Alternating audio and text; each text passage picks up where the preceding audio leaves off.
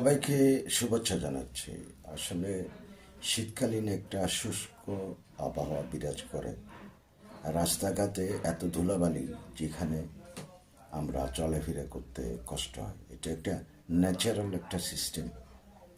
তো আমরা সেখান থেকে পরিবর্তন কেমনে আনতে পারি? যেমন আমরা সচেতনতা, মাস্ক ব্যবহার করতে পারি কন্টিনিউ। এটা লাঞ্চে গিয়ে ধুলাবালিগুলি নানা রকম হাঁপানি সহ নানা রকম রোগের সৃষ্টি হতে পারে।